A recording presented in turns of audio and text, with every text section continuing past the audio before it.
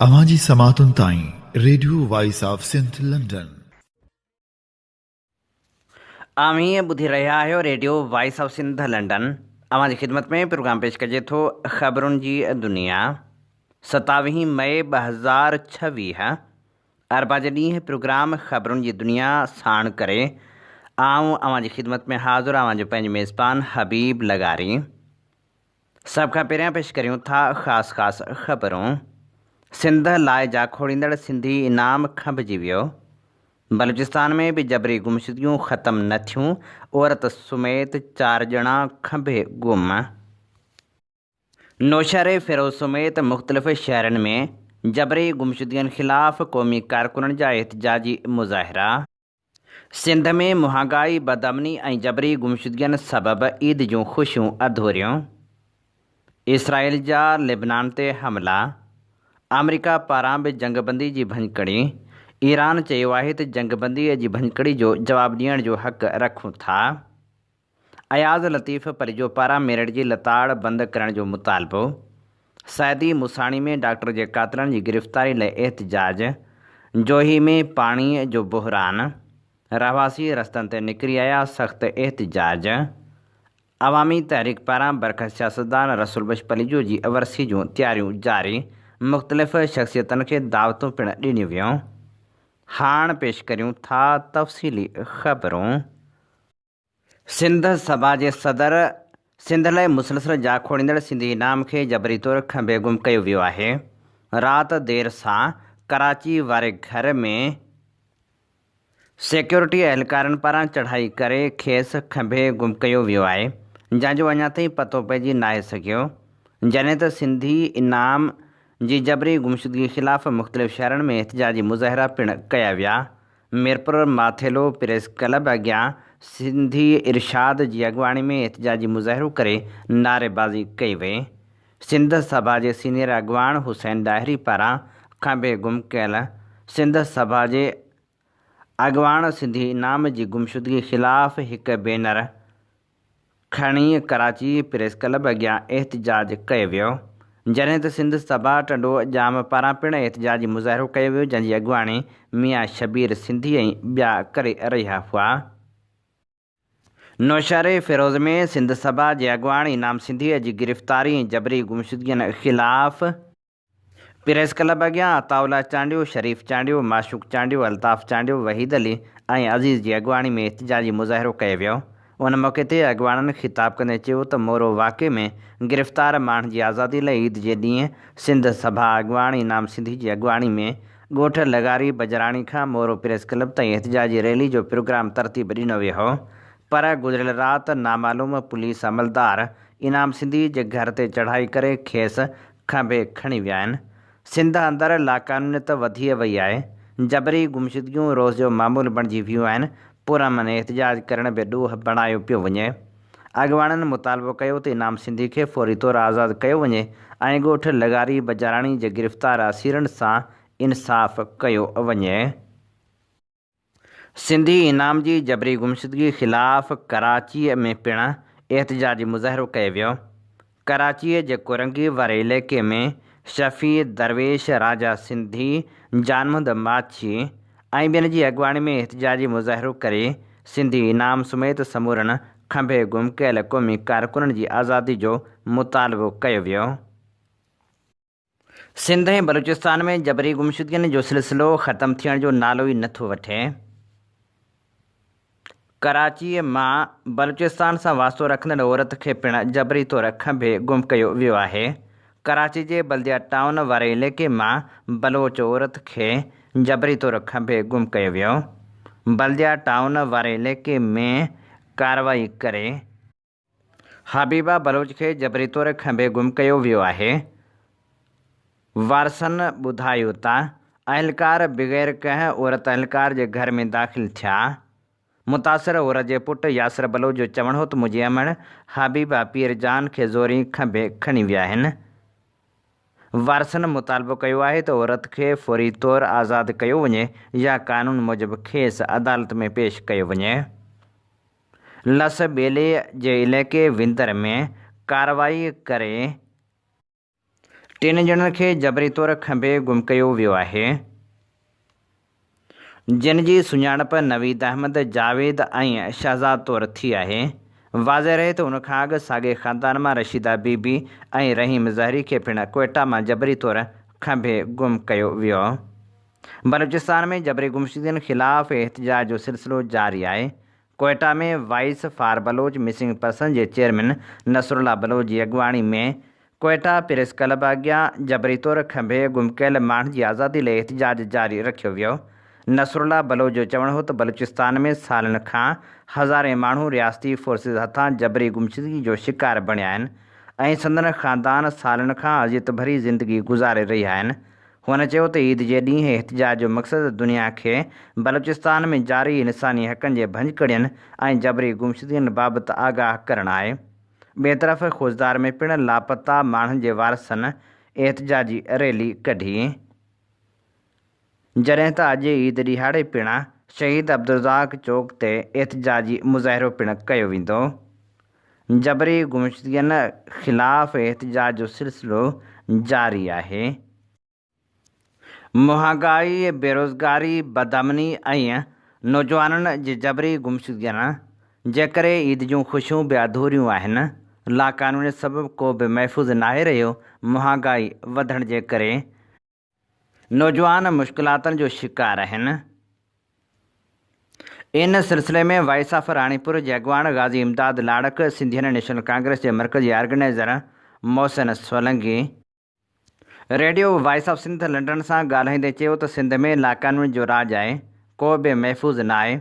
महांगाई जे करे ऐं रोज़गार जा ज़रिया न हुजण जे करे अवाम मुआशी बहिरान जे वर चढ़ियल आहे। सिहत, ज़राए समेत ॿिया इदारा माज़ूर बणिजी विया आहिनि। करप्शन ऐं रिश्वत आम थी वई आहे, जंहिंजे करे केरु कंहिंजी ॿुधण वारो बि नाहे रहियो।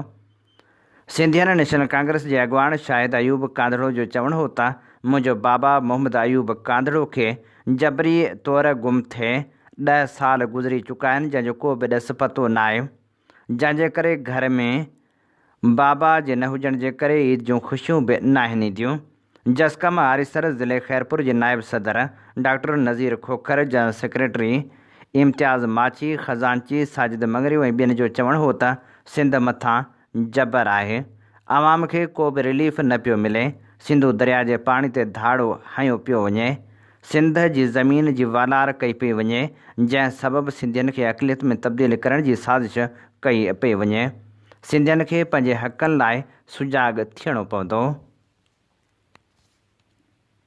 क़ौमी अवामी तहरीक जे सरबराह अयाज़ लतीफ़ पलीजे चयो आहे त सिंध में झंग जो कानून आहे, जेको जेतिरो ताक़तवर आहे उहो बादशाह बणिजी फुरलूट ऐं दहशत जो राज क़ाइमु कयो वेठो आहे। पंहिंजे जारी कयल बयान में अयाज़ लतीफ़ पलीजे चयो त सिंधु दरिया ते मुसलसल धाड़नि सिंध जे लखें एकड़ ज़मीन भिड़भांग करे छॾी आहे। कोटड़ी बैराज खां हेठि पाणी न छॾण करे समुंड, ठठो, सिजावल ऐं बदीन जी लखें एकड़ ज़मीन गड़काए वियो आहे। सामूंडी पट्टी वारा ज़िला ठठो, सिजावल ऐं बदीन वधीक तबाह थी विया आहिनि। समुंड, ठठे, सिजावल ऐं बदीन जी साहिली पट्टी वारा तालुका तेज़ी सां गड़काए रहियो आहे। समुंड में दरिया जो छोड़ न थियण करे तमर जा ॿेला ख़तमु थी विया आहिनि। कोटड़ी खां हेठि समुंड ताईं दरिया जी कंधी सां रहंदड़ लखें आबादी गुरबत, बुख, बदहाली जो शिकार थी वई आहे। साहिली पट्टी जा हज़ारे माण्हू दरबदरी वारी ज़िंदगी गुज़ारे रहिया आहिनि। ख़ुशहाल माण्हू बदहाल थी विया आहिनि। अयाज़ लतीफ़ पलीजे चयो त पीपल्स पार्टी ऐं सिंध हुकूमत सिंध खे बुख, बदहाली, ॾोहारी राज, मनशात, करप्शन ऐं मेरिट जी लताड़ ऐं लाक़ानूनी जी बाहि में उछलाए छॾियो आहे। सिंध जा करप्ट हुक्मरान नथा चाहिनि त सिंध में मेरिट हुजे, तालीम ऐं साइंस हुजे, रोज़गार ऐं ख़ुशहाली हुजे। पीपल्स पार्टीअ जे हुक्मराननि सिंध जो कोयलो, गैस, साहिली पट्टी, कोहिस्तान, कराची समेत वॾनि शहरनि जूं ज़मीनूं, ॿेट, किंझर, कारूंझर, पाणी ऐं ॿिया वसीला चोथों भेरो इक़्तिदार मिलण ख़ातिर विकिणी छॾिया आहिनि।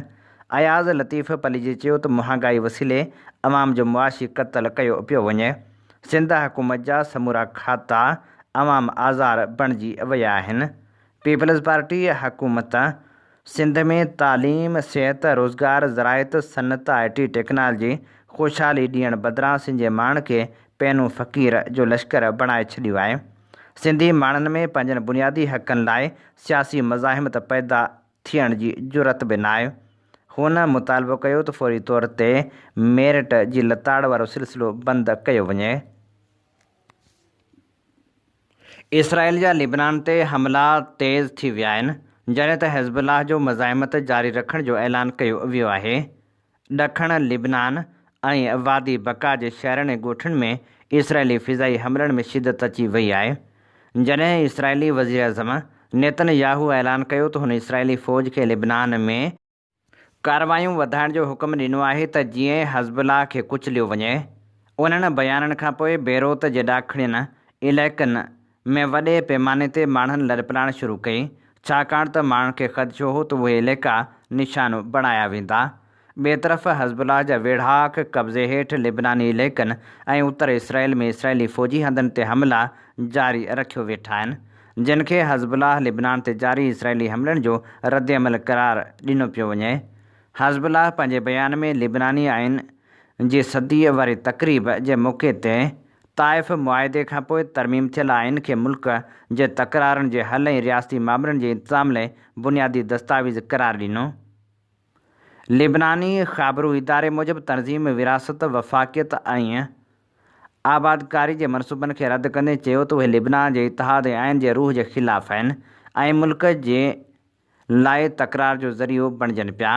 हिज़बुल्लाह चयो त फ़िरके वाराणो निज़ाम हाणे मुस्तहकम इंसाफ़ ते ॿधल रियासत क़ाइमु करण जे क़ाबिल नाहे रहियो। तंहिं करे ताइफ़ मुआहिदे जे सुधारनि ते मुकमिल अमल, सियासी फ़िरकेवारी जे ख़ात्मे ऐं शहरी रियासत जे क़याम जी ज़रूरत आहे। पासदाराने इनक़लाब ख़बरदार कयो आहे त जेकॾहिं अमरीकी फ़ौज जंगबंदी जी कंहिं बि ख़िलाफ़ वर्ज़ी जो मुज़ाहिरो कयो त ईरान जवाबी कार्रवाई जो हक़ रखे थो। इहो बयानु उन वक़्तु साम्हूं आयो आहे जॾहिं अमेरिका पारां ऐलान कयो त हुन गुज़िरियल राति ॾखण ईरान में दिफ़ाई नोइज़ जा हमला कया आहिनि। पासदाराने इनक़लाब पंहिंजे बयान में उन्हनि हमलनि जो सिधो ज़िक्र करण खां सवाइ चयो त अमरीकी फ़ौज ख़लीज फ़ारिस वारे इलाइक़े में मुदाख़िलत पसंदि मुहिम जोई जारी रखंदे ईरानी फ़िज़ाई हदनि में दाख़िल थी, जंहिंखां पोइ ईरानी दिफ़ाई यूनिटनि खे निशानो बणायो वियो।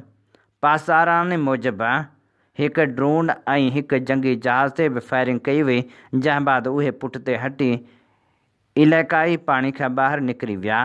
तनज़ीम हमलनि जे वक़्त ऐं हंध बाबति वधीक तफ़सील न ॾिना।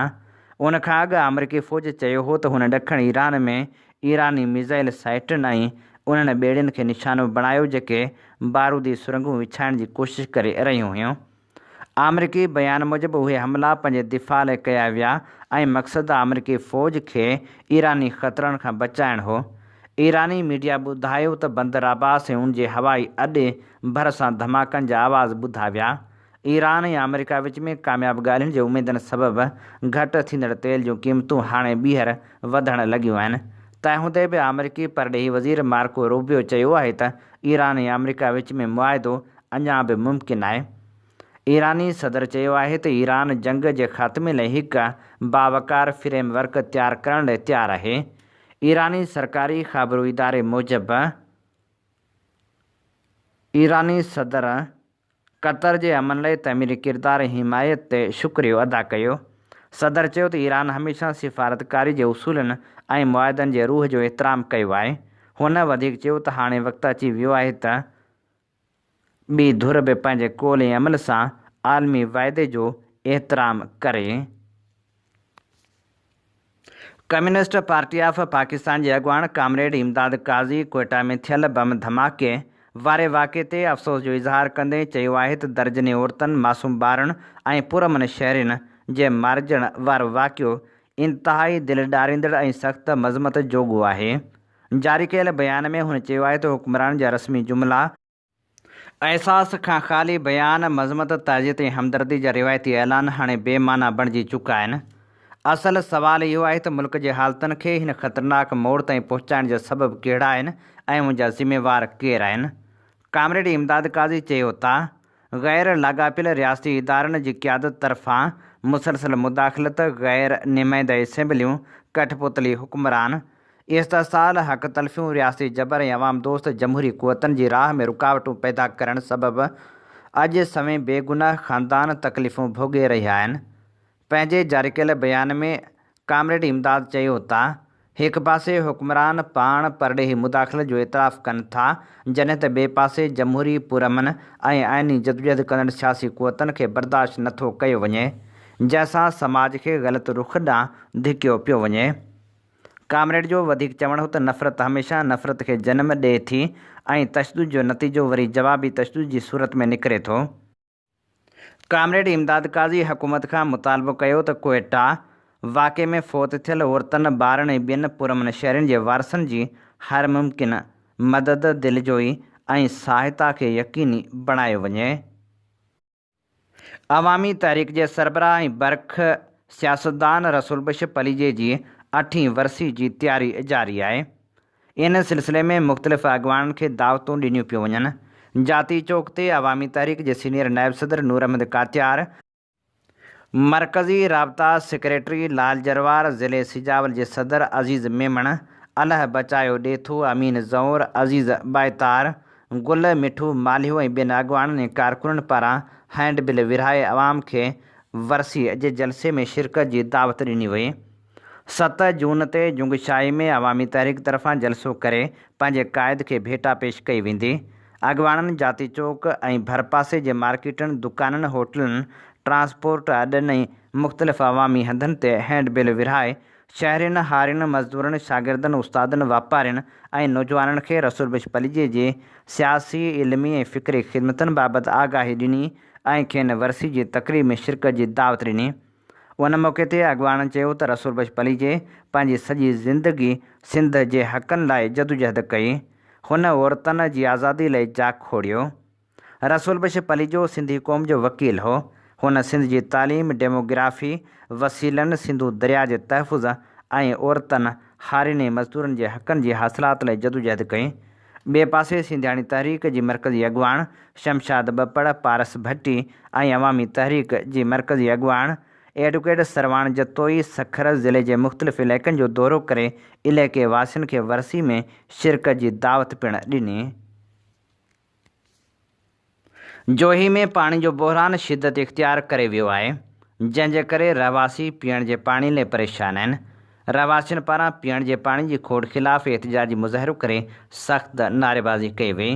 राति देर सां पीअण जे पाणी लाइ रहवासी रोड ते निकिरी आया। कूलर ऐं ॿिया बर्तन खणी एहतिजाज कयो वियो। नसीराबाद में पाणी जी खोट ऐं गैस जी बंदिश ख़िलाफ़ औरतुनि, ॿारनि समेत बाल्टियूं ऐं तवा खणी एहतिजाजी मुज़ाहिरो कयो।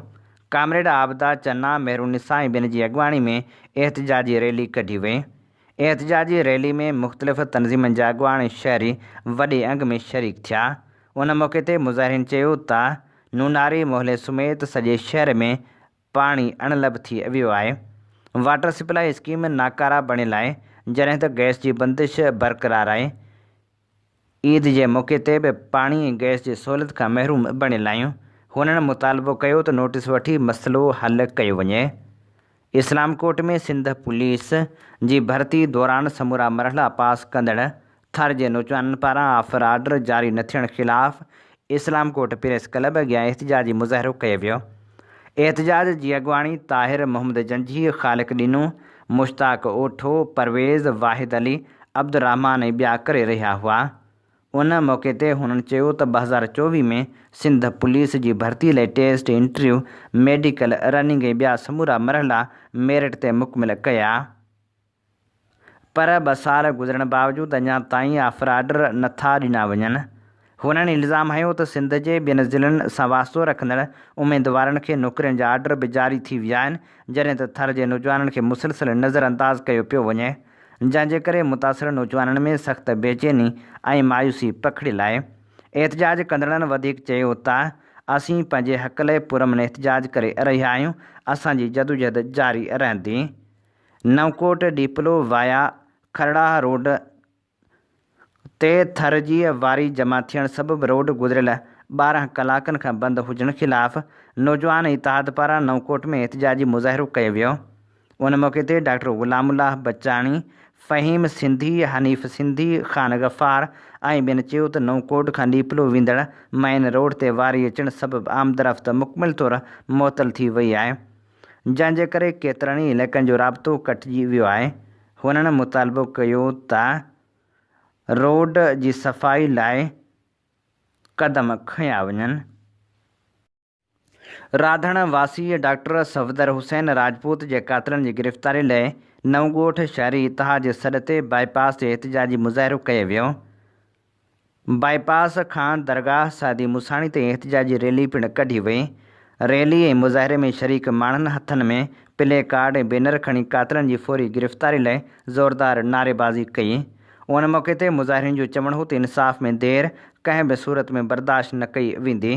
मुज़ाहिरे जी अॻुवाणी मौला बख़्श अब्बासी, फ़कीर मुहम्मद तुनियो, मेहराब लाखेर, इलाही बख़्श अब्बासी, सदाम नारेजो, इरशाद कुरैशी ऐं फ़कीर गुलाब पीरज़ादो करे रहिया हुआ। उन मौक़े ते अॻुवाणनि चयो त डॉक्टर सफदर हुसैन राजपूत जे क़त्ल खे केतिरा ई ॾींहं गुज़री चुका आहिनि, पर पुलिस अञा ताईं कातिलनि खे गिरफ़्तार करण में मुकमिल तौरु नाकाम वई आहे, जेको इंतिहाई अफ़सोसनाक अमल आहे। हुननि वधीक चयो त जेकॾहिं जल्द कातिलनि खे गिरफ़्तार न कयो वियो त एहतिजाज जो दाइरो वधायो वेंदो ऐं सख़्त क़दम खंया वेंदा। मक़सूद रिंद में ॾाहिरी बिरादरी जे माण्हुनि सुभान ॾाहिरी, मुजाहिद ॾाहिरी, शफ़ी मुहम्मद ॾाहिरी ऐं ॿिनि जी अॻुवाणी में मंगी बिरादरी पारां घर ते हमले ख़िलाफ़ नेशनल प्रेस क्लब मक़सूदो रिंद ॾाढो एहतिजाजी मुज़ाहिरो कयो वियो। उन मौक़े ते हुननि चयो त असांजो ॻोठु भाई ख़ान ॾाहिरी, जेको क़दीमी ॻोठु आहे, मंगी बिरादरीअ जे माण्हुनि जेके साफ़ जी आड़ में असांजे ॻोठ जो नालो तब्दील करे असांजी ज़मीन ते कब्ज़ो करे वेठा आहिनि। कुझु ॾींहं अॻु असांजे घरनि ते हमिलो कयो वियो ऐं फुरलुट पिणु कई वई। उन मौक़े ते हुननि जवाबदारनि खे गिरफ़्तार कयो वञे। ॿिए पासे मंगी बिरादरीअ जे माण्हुनि जो चवणु आहे त असां हमिलो नाहे कयो, ॾाहिरी बिरादरी पारां असां ते हमिलो कयो वियो।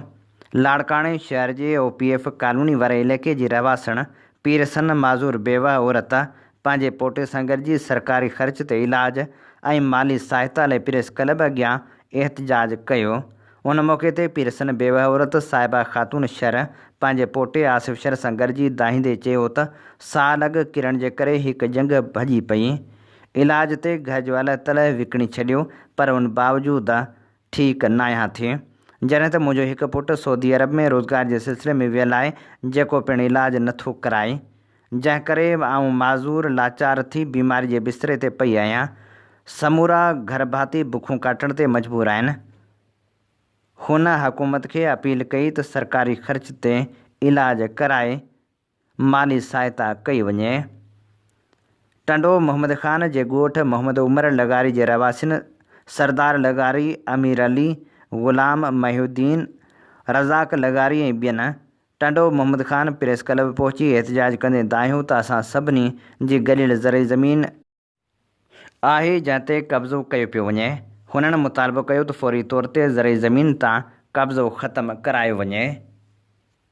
सिंध में गर्मी में इज़ाफ़ो थी वियो आहे, जॾहिं त मौसमियात खाते ख़बरदार कयो आहे त सिंध जे मथिएं फ़िज़ाई हिसे में मौजूदु हाई प्रेशर एरिया अॻु खां वधीक ताक़तवर थियण जो इम्कानु आहे, जंहिंजे करे सूबे जे अक्सर ज़िलनि में 31 मई ताईं विचोले खां शदीद हीट वेव जी सूरतहाल बरक़रार रही सघे थी। मौसमियात खाते मूजिबि सिंध में गर्मी पद 50 डिग्री सेंटीग्रेड ताईं पहुची सघे थो। मौसमियात खाते आवाम ख़ासि तौरु ॿारनि, औरतुनि ऐं बुज़ुर्गनि खे एहतियाती तदबीरूं इख़्तियार करण जी हिदायत कई आहे, जॾहिं त आबादगारनि खे मौसमी हालतुनि मूजिबि फसलनि ऐं माल जी सार संभाल करण जो पिणु मशवरो ॾिनो वियो आहे। मौसमियात खाते मूजिबि लाड़काणे, दादो ऐं ॿिनि ज़िलनि में गर्मी पद 47 खां 50 डिग्री सेंटीग्रेड ताईं वञण जो इम्कानु आहे, जॾहिं त थरपारकर, बदीन, हैदराबाद, मीरपुर ख़ास ऐं जामशोरे में गर्मी पद 44 खां 47 डिग्री सेंटीग्रेड जे विच में रही सघे थो। मौसमियात खाते मूजिबि हीट वेव दौरान बिजली जी तलब ऐं इस्तेमाल में इज़ाफ़े जो बि इम्कानु आहे, तंहिं करे शहरियुनि खे गैर ज़रूरी बिजली इस्तेमालु करण खां पासो करण जी हिदायत कई वई आहे। ॿिए तरफ़ कराची में गर्मी पद 34 खां 36 डिग्री सेंटीग्रेड ताईं रहण जो इम्कानु ज़ाहिर कयो वियो आहे, जॾहिं त आवाम खे ख़ुसूसी तौरु हिदायत कई वई आहे त गर्मी जी मौसम में एहतियात कयो वञे। मलीर में सुपर हाईवे भरिसां मुबैना तौरु रेवेन्यू अमले जी सरपरस्ती हेठि 100 एकड़ सरकारी ज़मीन ते वालार करे मेहनि जा वाड़ा ऐं ग़ैरक़ानूनी अॾावतूं करण जो सिलसिलो तेज़ी सां जारी आहे। मौजूदा ज़मीन जे हवाले सां अदालतनि में केस पिणु हलंदड़ आहिनि, जॾहिं त स्टे आर्डर जारी हुजण बावजूदि सब डिवीज़न मुराद मेमण जे देह खरखरो ऐं ॿियनि देहनि में अरबे रुपयनि जी सरकारी ज़मीन ते कब्ज़ा कया विया आहिनि, जंहिंजे करे इलाइक़े वासी सख़्तु परेशानियुनि खे मुंहुं ॾेई रहिया आहिनि।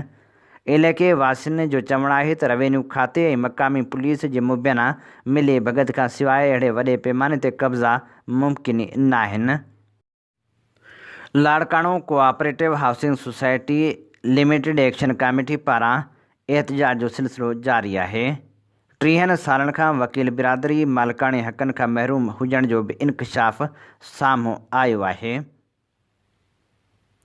एक्शन कमेटीअ जे जनरल सेक्रेटरी एडवोकेट बशीर मंगी, नायब सदर एडवोकेट ग़ुलाम अब्बास बलोच ऐं ॿियनि जी अॻुवाणी में एहतजाजी मुज़ाहिरो कयो वियो। उन मौक़े ते हुननि ॿुधायो त लायर्स कोऑपरेटिव हाउसिंग सोसाइटी लाड़काणे में गुज़िरियल 30 सालनि खां वकील अलाटियुनि खे संदनि जाइज़ ऐं क़ानूनी मालिकाणा हक़ नथा ॾिना वञनि। सोसाइटीअ जे प्लाटनि ते कब्ज़ा माफ़िया जे सियासी बुनियादनि ते सरपरस्ती थी रही आहे। प्लाटनि ते कब्ज़ा थी रहिया आहिनि पर हक़दारनि खे हक़ नथो ॾिनो वञे। हुननि मुतालबो कयो त फ़ौरी तौर ते हक़दारनि खे हक़ ॾिना वञनि।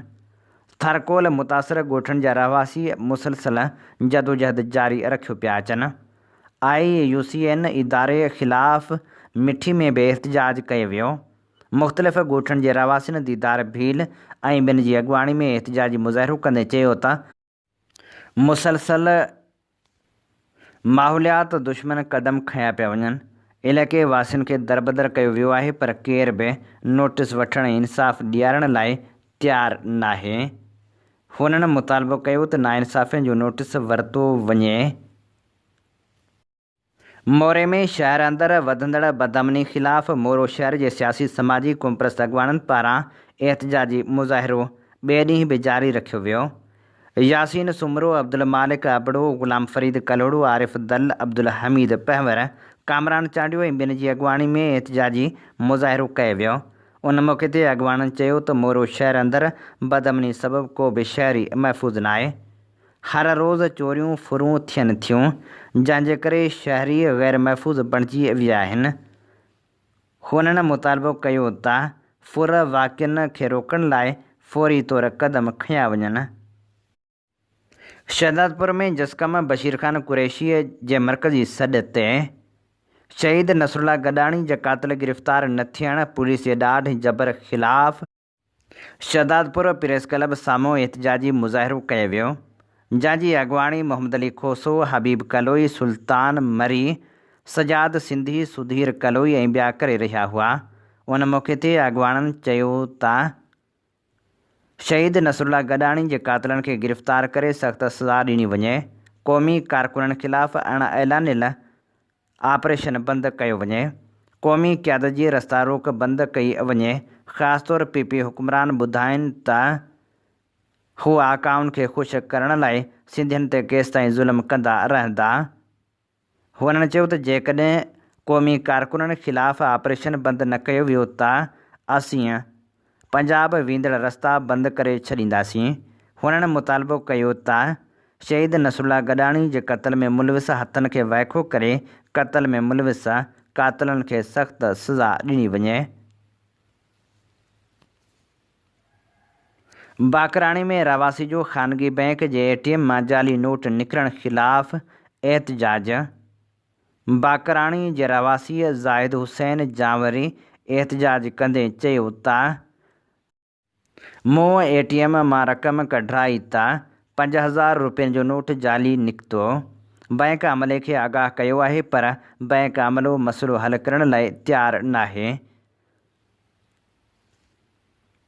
हुन वधीक चयो त जेकॾहिं ATM मां ई जाली नोट निकिरनि त पोइ आम शहरी पंहिंजी रक़म खे कीअं महफ़ूज़ सम्झनि। हुन स्टेट बैंक ऐं आला इख़्तियारनि खां फ़ौरी तौर नोटिस वठी जांच कराइण ऐं रक़म तब्दील करे ॾियण जो मुतालबो कयो। हीअ असीं अव्हां जी ख़िदमत में पेश करे रहिया हुआसीं ख़बरूं। इन ते ई प्रोग्राम ख़बरुनि जी दुनिया जो वक़्तु पुॼाणी ते पहुचे थो। पंहिंजे मेज़बान हबीब लगारी खे इन साॻी दुआ सां ॾींदा इजाज़त। जेॾहं पेर तेॾहं ख़ैर। अवां जी समातुनि ताईं radio voice of Sindh London.